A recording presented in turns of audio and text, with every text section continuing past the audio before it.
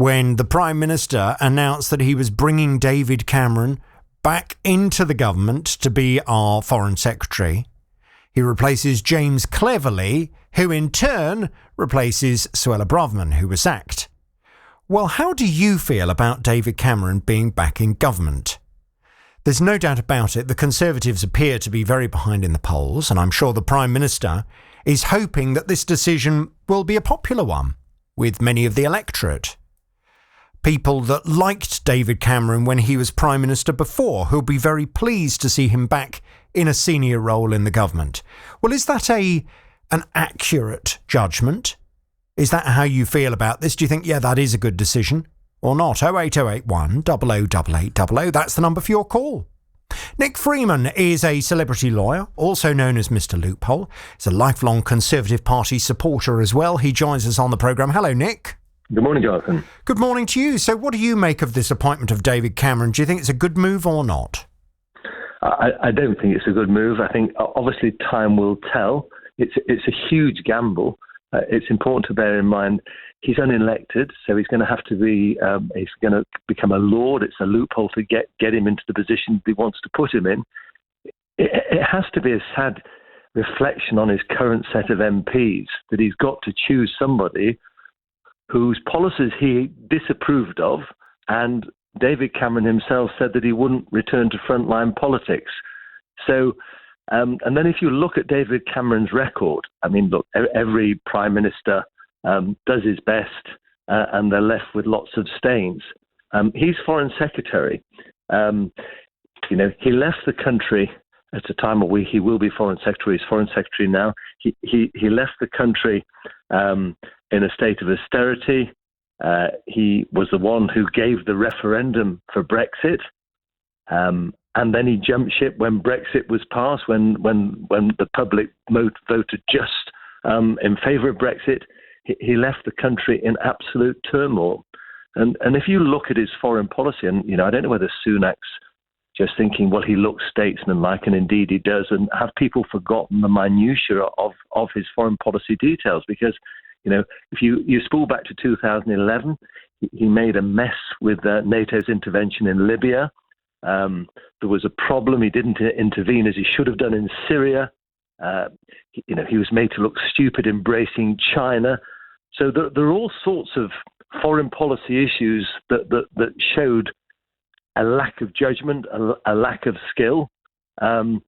Whether he's learned from that, whether Sunak thinks, look, he just looks like a statesman-like figure. He does command respect. And I think what Sunak's trying to do is centralise the Tories. At the moment, Braverman, my view was she spoke on behalf of the people. And I know that's sort of an inflammatory thing to say, but I think she said it as it was, and she could have modified it and very divisive, though. I mean, people either thought she was great and, as you say, spoke on behalf of the people, or they thought she was absolutely awful. Well, I look, some of the things she said were regrettable, but for example, the demonstrations on Armistice Day, I think she got it spot on. They should have been banned on that particular day, and events have shown to show that they were right, because what they allowed, what Sunak allowed, was rampant anti-Semitism to be unveiled across the country, and nothing's happened about it. What should have happened on that particular day is it should have been simply a day without distraction, of remembering those millions of people who have given their lives for the liberty of this country. And there should have been no distraction, no dilution. That's what should have happened. And in my view, Sunak made the wrong call and Braverman made the right call. But I accept she was divisive, and I do accept that Sunak has to have a team that's united behind him, and they have to move forward as a team. There has to be an irony, doesn't there, that a Prime Minister who was leading the country is now going to come back under a Prime Minister, but that's a role that he's prepared to accept. I don't imagine for 1 second he's got further aspirations to go any further than the position that he holds.